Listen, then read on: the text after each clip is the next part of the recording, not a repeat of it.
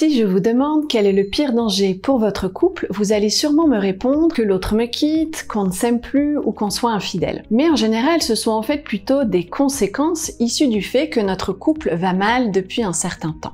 Les vrais problèmes s'installent bien en amont. Dans les personnes que j'accompagne en thérapie de couple, en général, le foyer est devenu un espace de tension quotidienne, une sorte de terrain miné où tout peut exploser à tout moment. Et là, il faut vite réagir car le couple est véritablement en danger. Je vais donc vous expliquer quel est ce poison qui crée ce climat de tension dans nos relations et comment vous en libérer pour retrouver un sentiment de sécurité et de bien-être dans votre couple.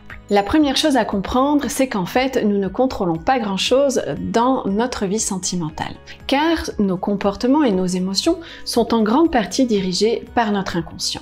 Pour bien comprendre, on va métaphoriser et imaginer que notre cerveau fonctionne un peu comme un ordinateur avec des logiciels qui s'activent automatiquement. Nous avons en nous un logiciel très important qui existe depuis la nuit des temps, qui sert à nous protéger des dangers. Donc par exemple, quand l'homme de Cro-Magnon se retrouvait face à un mammouth, eh bien ce logiciel se mettait en route pour l'aider à faire face aux dangers. Ce système de protection propose 3 solutions pour se protéger: l'attaque, la fuite ou l'inhibition. En fonction de la situation, le cerveau va donc choisir la réponse la plus adaptée. Option 1, l'attaque, l'homme de Cro-Magnon prend un bâton, attaque le mammouth pour se défendre. Option 2, la fuite, il recule et se met à courir pour fuir le danger. Option 3, l'inhibition, il se cache dans un buisson et fait le mort pour éviter l'animal. Alors aujourd'hui, les dangers ont évidemment changé, mais notre cerveau continue de fonctionner exactement de la même manière. Et le mammouth moderne, eh bien très souvent, c'est notre partenaire. Ce qu'il faut comprendre, c'est que le couple est un terrain dangereux, tout simplement parce que l'amour nous rend vulnérables et que la relation touche à plein de dangers inconscients. Le danger de souffrir, le danger d'être rejeté, d'être abandonné, le danger de ne pas être à la hauteur, de se sentir contrôlé, de ne pas être accepté tel que l'on est, etc. Donc cette sorte de logiciel dans notre tête est sans cesse sur le qui-vive pour essayer de nous protéger. Et comment ça se traduit? Par du stress. Car ce logiciel utilise le stress pour nous mettre en mode alerte et nous avertir de potentiels dangers. Attention, tu n'as pas rangé tes chaussons, tu vas te faire engueuler. Attention, il ou elle est de mauvaise humeur, ça va péter. Attention, si tu te comportes comme ça, tu vas te faire rejeter, etc.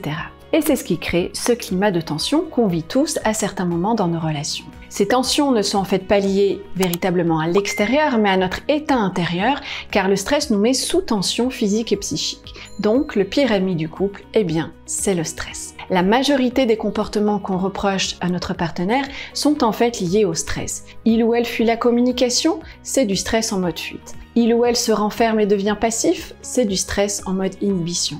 Il ou elle m'agresse sans arrêt, c'est du stress en mode attaque. Et ce qu'il faut comprendre, c'est que si la personne est stressée, souvent de manière totalement inconsciente, elle ne peut rien y faire. C'est son corps qui a pris les manettes et qui contrôle ses comportements. Le stress est quelque chose de très concret, c'est du cortisol quelque part qui se diffuse dans notre organisme, c'est donc véritablement une sorte de poison. Ce stress chronique au sein du couple est donc très dangereux car ça va créer des comportements nocifs. Par exemple, on va fonctionner en mode attaque en permanence, en se lançant des piques, en se faisant perpétuellement des reproches. En mode fuite, on va fuir la relation et la communication, en fuyant dans le travail, dans les activités annexes ou dans des relations extra-conjugales. Et en mode inhibition, on va être de plus en plus passif et se désengager totalement de la relation.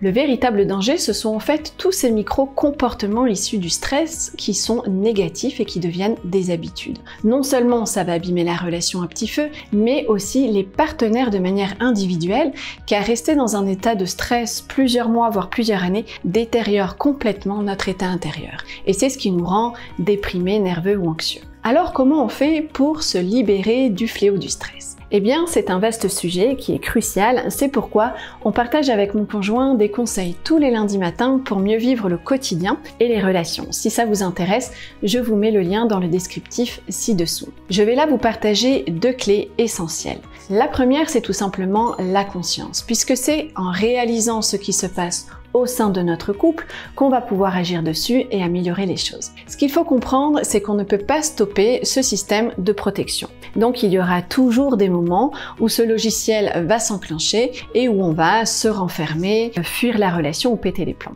Et ça, c'est inévitable et ce n'est pas grave. La clé pour vivre des relations plus sereines, c'est simplement de comprendre que le vrai coupable, en général, ce n'est ni l'autre, ni le couple en soi, mais le stress qui nous fait réagir de manière excessive.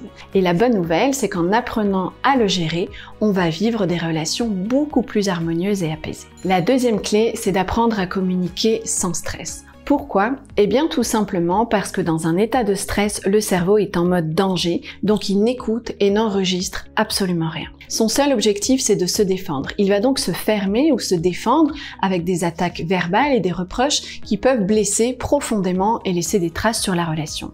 Et dans des cas de gros stress, ça peut même entraîner des cris et des gestes physiques pouvant être violents, notamment pour les enfants. C'est pourquoi la solution, c'est de désamorcer le stress tout de suite en stoppant ce mode de communication totalement stérile.